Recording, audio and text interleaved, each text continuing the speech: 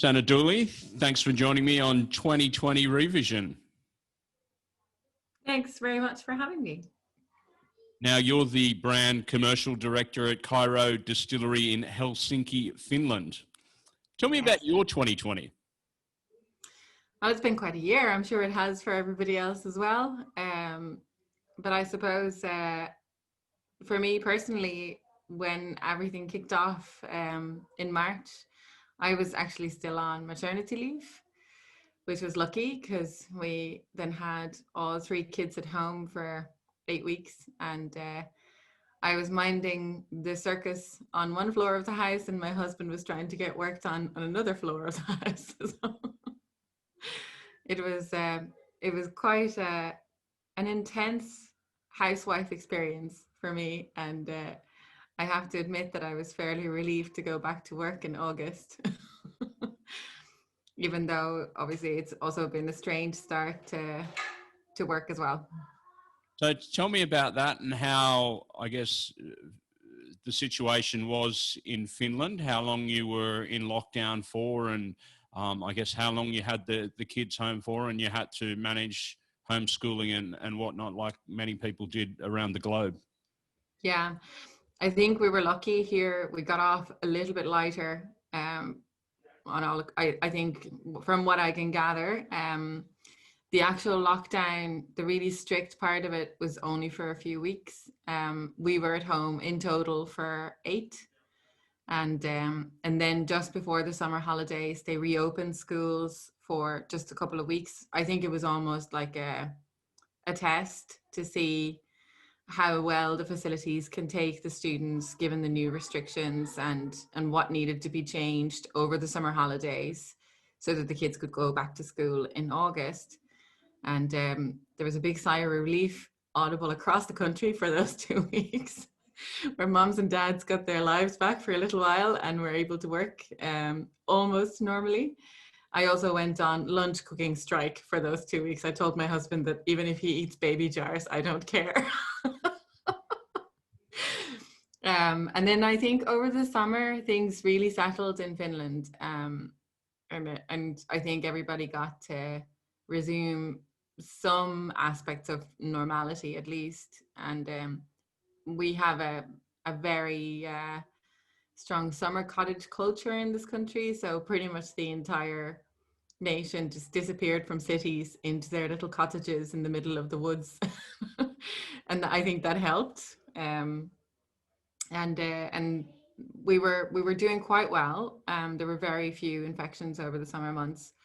But then, as we predicted, when schools came back from summer holidays and everybody returned to the cities and the weather started to turn, also the corona statistics started to look a lot worse. And now we've actually seen a big uplift in Helsinki in the last week or so. So now we're looking at much stricter lockdown rules again going forward for the next few weeks.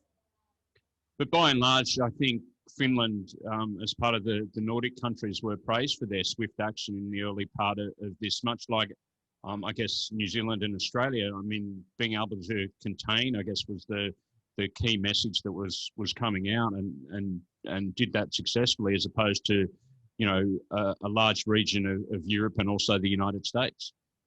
Yeah, I think, as I said, I think we've been lucky in a way. I think the location of Finland also helped. The whole epidemic kicked off just that 2 or 3 weeks later here. So we had already seen what had happened in other countries. So we were much more alert to what was ahead. And I think we made some of the steps just that little bit earlier, that we managed to kind of nip it in the bud initially. And the autumn figures now, I think Helsinki, we will need to kind of pull our socks up and do things a little differently. But regardless, the statistics are still relatively okay. And in terms of the healthcare system, etc. So I think we still have some hope to get this sorted. Now, you work at Kyrö Distillery. they're in the whiskey business. How did they get through the pandemic, and what was the impact on business there? We're a relatively new distillery. We've been operating since 2014, and it's been it's been an interesting year from that perspective. That obviously restaurants closing, and a lot of our business is also tied to travel retail, so like airports and cruise liners here in the Nordics, etc. So obviously we saw a huge drop in sales in the early part of the year, but we were really quick on our heels, and we decided that we were going to do our bit for the fight against COVID by manufacturing hand sanitizer. So then we basically turned around the entire production facility in a couple of weeks, did a lot of licensing and bureaucracy to get the product okayed, and then we have produced a huge amount of hand sanitizer, and that's totally saved our business this year. And it's also made us feel like we're part of the solution, which is really nice. And we were able to provide sanitizer to hospitals and schools, and we've helped a lot of our restaurant partners with that as well. And it really did make the world a difference. We've actually pulled through the year thanks to that, relatively unscathed as a business, and we're now busy planning for 2021, and really hope that it brings back some normalcy, both in terms of the restaurant trade, which is obviously struggling and having a very hard time at the moment, as well as the travel side of things. So it's the ultimate one, isn't it? Really, out of desperation comes inspiration, and then providing a solution. And the words that sort of been commonly used at being pivoting and being agile and all of these things, it was certainly something that you were able to witness firsthand. Is that something the company will now look to provide that kind of service moving forward, in addition to the alcohol that you supply? I think we'll keep it in our portfolio, but obviously it's not our core business, and it's really important for us, as we're still a relatively young distillery, to get back to what we're really about. So from that perspective, I think we'll move back to liquids that you can actually enjoy in a glass. But I was really, really proud of the team when this transpired. As I said, I was still on maternity leave, and I just got a phone call from work explaining to me that we're now making hand sanitizer, and I was actually delivered a box of it at home, and I was like, "You're doing what?" It sounded insane, and I couldn't believe the demand and just how quickly we were back on our feet. It really was quite amazing. So if you look at the business more broadly across the country, I mean, obviously there are certain sectors that are suffering more than others. What has been the reaction from governments in supporting businesses in Finland? There's been support. There was a lot of controversy, I'm sure, again, as there was in many other countries as well. It's always a very difficult conversation to have: who deserves support and why. So there was a lot of people upset, as much as there were many people that also received a lot of help. I think overall, some good examples, for example, when restaurants were told to close, there was a possibility for aid to cover the kind of fixed costs of your premises and this type of thing. So really trying to just keep people afloat, which I think is exactly the right way to do it. But it's hard to say what would have been the better solution, and I as I said, I think it's hard to please everyone. So overall, we seem to have managed okay, and at least for the spring. And now we will then see what happens in the autumn, and how much financial aid can still be provided within this year's budget, I suppose, is the big question. You mentioned there that numbers are increasing as you head into winter. Is there a general feeling that the community is a little bit better prepared this time, given that I guess the first time there was a whole lot of uncertainty about what exactly and how to contain this particular virus, and now that there's talk of vaccines emerging from all parts of the globe as well?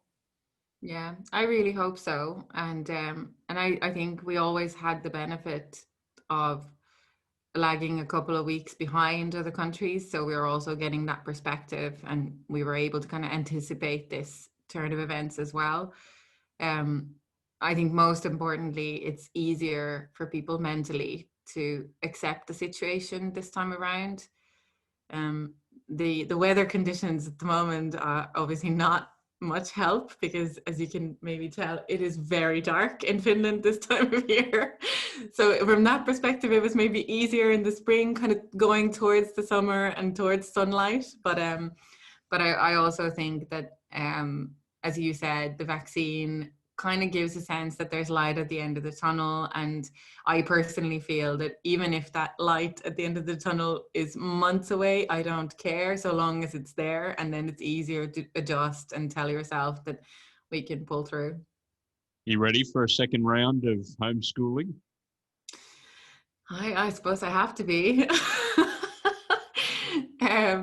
It's tricky. I think the aim in Finland is to keep the daycares and primary schools open for as long as possible. So it's only the slightly older students that are going to be homeschooled, who are able to do more independent study.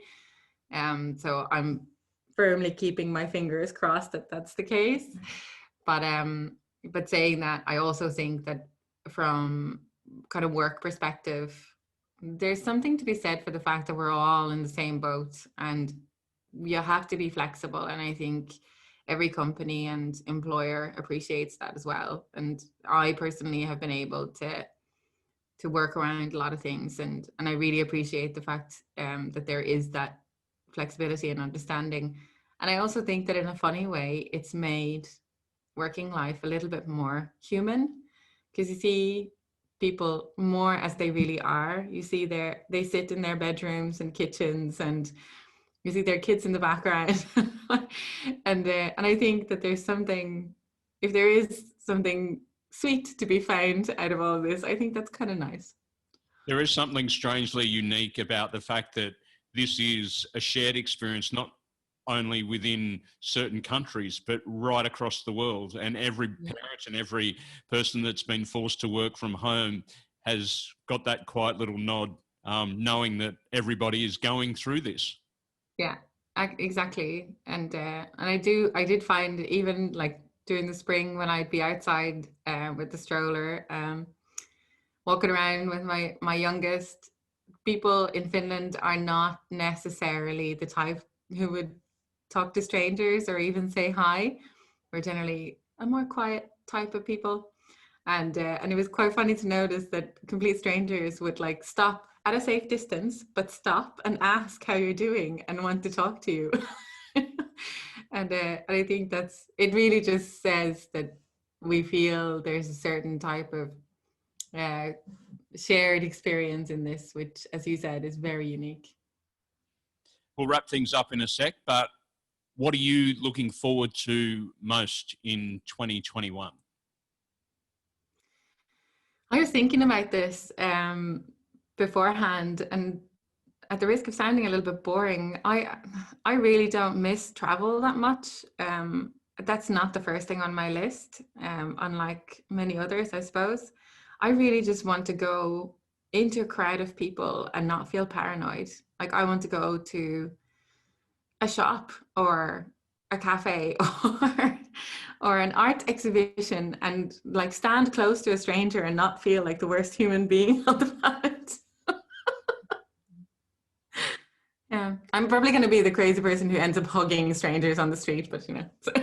I'm all for it. Sanna Dooley, thanks very much for joining me on 2020 Revision. Thanks very much. It was great talking to you.